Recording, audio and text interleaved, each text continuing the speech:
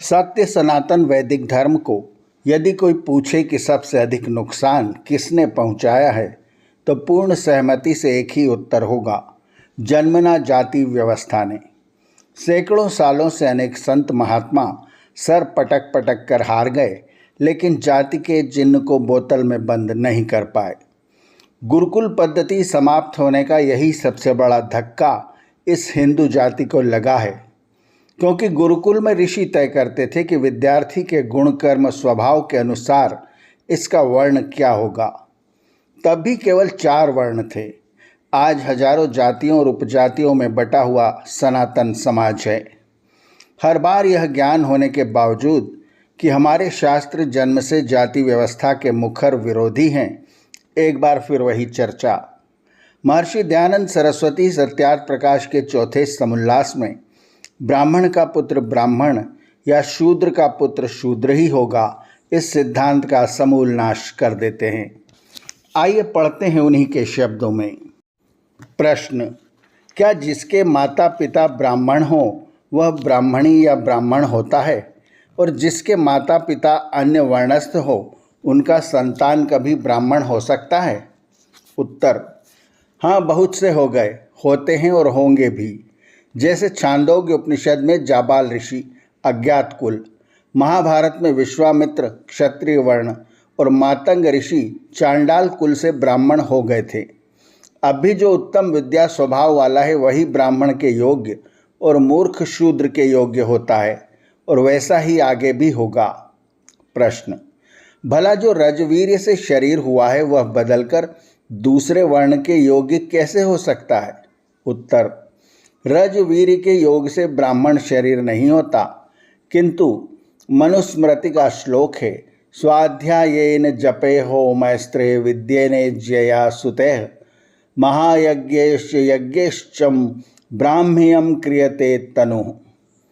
पढ़ने पढ़ाने विचार कराने नानाविध होम के अनुष्ठान, संपूर्ण वेदों को शब्द अर्थ संबद्ध स्वरोच्चारण सहित पढ़ने पढ़ाने, पौर्णमासी इष्टि आदि के करने, पूर्वोक्त विधि पूर्वक ब्रह्म यज्ञ, देव यज्ञ, पितृ यज्ञ, विश्व देव यज्ञ, अतिथि यज्ञ, विद्वानों का सत्कार, सत्य भाषण, परोपकार आदि सत्कर्म और संपूर्ण शिल्प विद्या आदि पढ़ के दुष्टाचार छोड़ के श्रेष्ठाचार में वर्तने से यह शरीर ब्राह्मण का किया जाता है।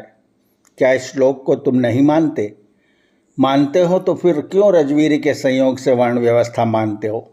मैं अकेला नहीं मानता, किंतु बहुत से लोग इस परंपरा से ऐसा ही मानते हैं। प्रश्न: क्या तुम परंपरा का भी खंडन करोगे?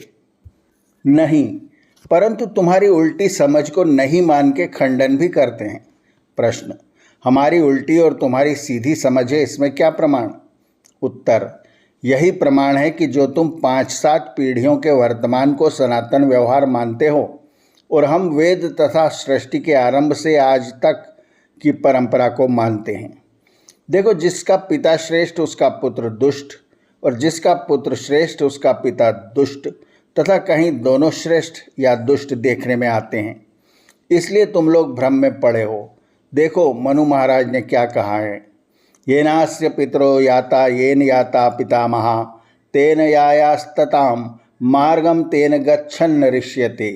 जिस मार्ग से इसके पिता पितामह चले हों उस मार्ग पे संतान भी चले, परंतु जो सत्पुरुष पिता पितामह हो उन्हीं के मार्ग पे चले, और जो पिता पितामह दुष्ट हो तो उनके मार्ग में कभी न चले, क्योंकि उत्तम धर्मात्मा पुरुषों के मार्ग से चलने में दुख कभी नहीं होता।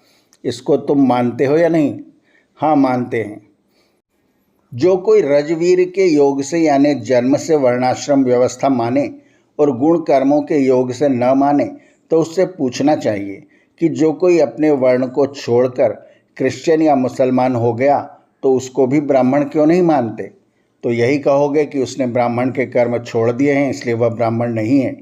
इससे यह भी सिद्ध होता है कि जो ब्राह्मण आदि उत्तम कर्म करते हैं वो ही ब्राह्मण आदि, और जो नीच भी उत्तम वर्ण के गुण कर्म स्वभाव वाला होवे तो उसको भी उत्तम वर्ण में, और जो उत्तम वर्णस्थ होकर नीच काम करे तो उसको नीच वर्ण में गिनना अवश्य चाहिए। प्रश्न: यजुर्वेद के 31वें अध्याय का 11वां मंत्र है, ब्राह्मणो अस्य मुखमासीद बाहुराजन्यः कृतः उरु तदस्य यद्वैश्य पद्माश्जो शूद्रो अजायत। इसका यह अर्थ है कि ब्राह्मण ईश्वर के मुख, क्षत्रिय बाहु, वैश्य उरु और शूद्र पगों से उत्पन्न हुआ है। इसलिए जैसे मुख न बाहु आदि और बाहु आदि न मुख हो सकते हैं, उसी प्रकार ब्राह्मण न क्षत्रिय आदि और क्षत्रिय आदि न ब्राह्मण हो सकते हैं। उत्तर, इस मंत्र का अर्थ जो तुमने किया वह ठीक नहीं, क्योंकि यहाँ पुरुष अर्थात निराकार व्यापक परमात्मा की अनुवृत्ति है। जब वह निराकार है तो उसके मुखादि अंग नहीं हो सकते। जो मुखादि अंग वाला हो तो वह पुरुष अर्थात व्यापक नहीं, और जो व्यापक नहीं वह सर्वशक्तिमान जगत का सृष्टा, धर्ता, प्रलय करता, जीवों के पुण्य पापों की व्यवस्था करने वाला, सर्वज्ञ, अजन्मा, मृत्यु रहित आदि विशेषण वाला नहीं हो सकता। इसलिए इसका अर्थ है कि जो पूर्ण व्यापक परमात्मा की सृष्टि में मुख के सदृश सब में मुख्य उत्तम हो वह ब्राह्मण, और बलवीर का नाम बाहु है वह जिसमें अधिक हो वह क्षत्रिय, कटी के अधु और जानु के उपरिस्थ भाग का नाम है जो सब पदार्थों और सब देशों में उरु के बल से जावे आवे प्रवेश करे वह वैश्य, और जो पग के अर्थात नीच अंग के सदृश मूर्ख तत्व आदि गुण वाला हो वह शूद्र है। अन्यत्र शतपथ ब्राह्मण आदि में भी इस मंत्र का ऐसा ही अर्थ किया है, जैसे यस्मा देते मुखास्तया मुखुतो रासृजंत, जिसमें ये मुख्य हैं, इसमें से मुख से उत्पन्न हुए, ऐसा कथन संगत प्रतीत होता है।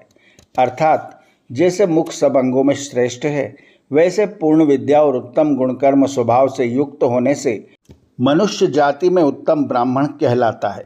जब परमेश्वर के निराकार होने से मुखादि अंग है ही नहीं, तो मुख आदि से उत्पन्न होना असंभव है। जैसे कि बंध्या स्त्री आदि के पुत्र का विवाह होना, और जो मुखादि अंगों से ब्राह्मण आदि उत्पन्न होते तो उपादान कारण के सदृश ब्राह्मण आदि की आकृति अवश्य होती। जैसे मुख का आकार गोलमोल है, वैसे ही उनका शरीर का भी गोलमोल मुखाकृति के समान आकार होना चाहिए। क्षत्रियों के शरीर भुजा के सदृश, वैश्यों के उरु के तुल्य और शूद्रों के शरीर यम के समान आकृति वाले होना चाहिए।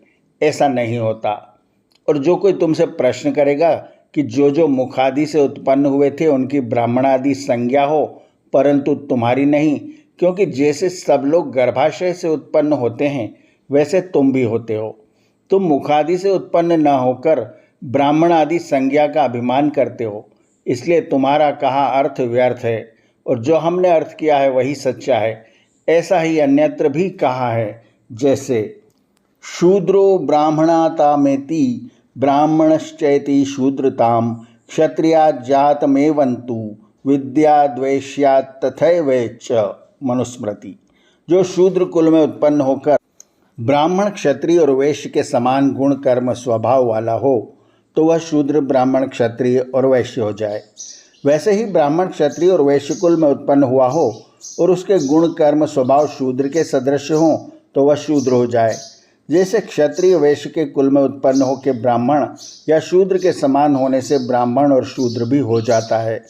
अर्थात चारों वर्णों में जिस जिस वर्ण के सदृश जो पुरुष व स्त्री हो वह उसी वर्ण में गिनी जाए। स्पष्ट है कि वेद और अन्य आर्ष ग्रंथ जन्म से जाति व्यवस्था को अस्वीकार करते हैं।